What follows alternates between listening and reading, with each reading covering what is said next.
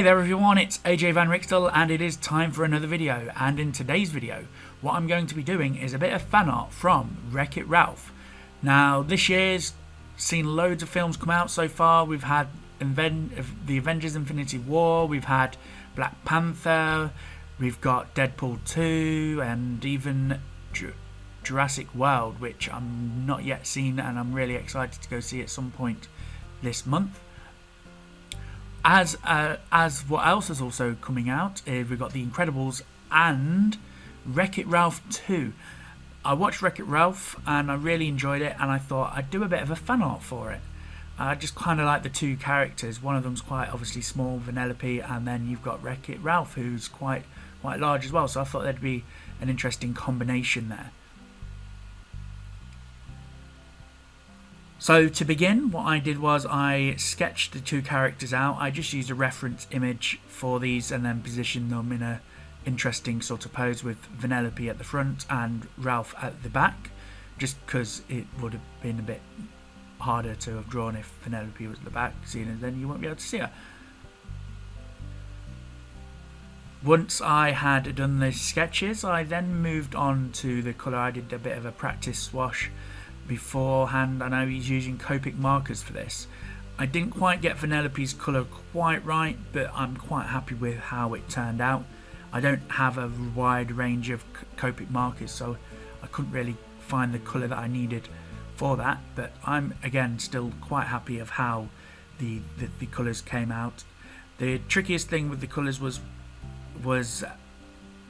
Ralph's shirt. Now, because it was a sort of plaid or checkered shirt, it was quite tricky to do, but I feel as though I managed to get it relatively decent. I probably could have spent a bit more time on it, but I was a bit pressed for time and I wanted to get this done for this. I quite like the texture of the sort of dungarees that Ralph was wearing, and I just really like overall how I managed to get the textures and things over the entire thing. I've managed to kind of give it a sort of rounded-ish sort of feel to it.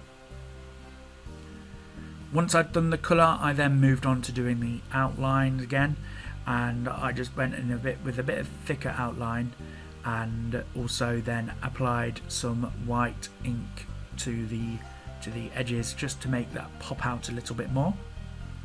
With the background, I originally was going to have it so that there was like these little candy canes stuck out of the ground, but I messed up on the colour of them, so I cut them out.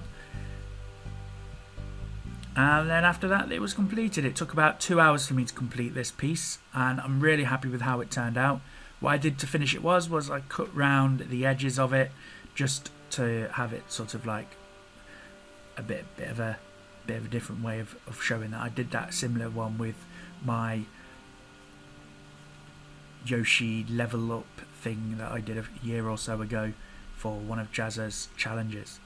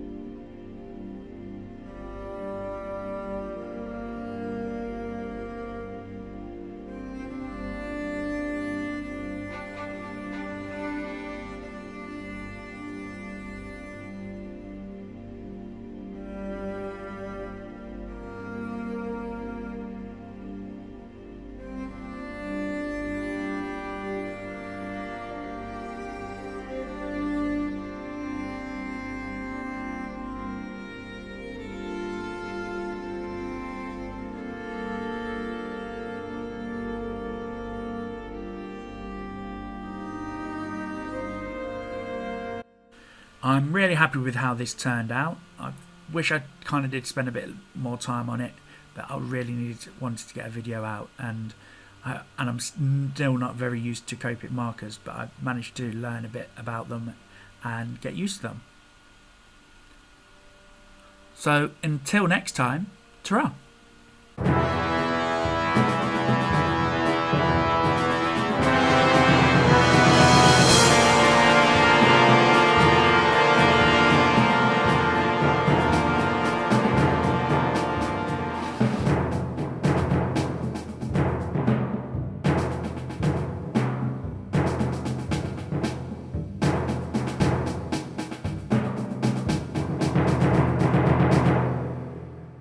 Hey there everyone, it's AJ Van Rixtel and it is time for another video, and in today's video what I'm going to be doing is a bit of fan art from one of the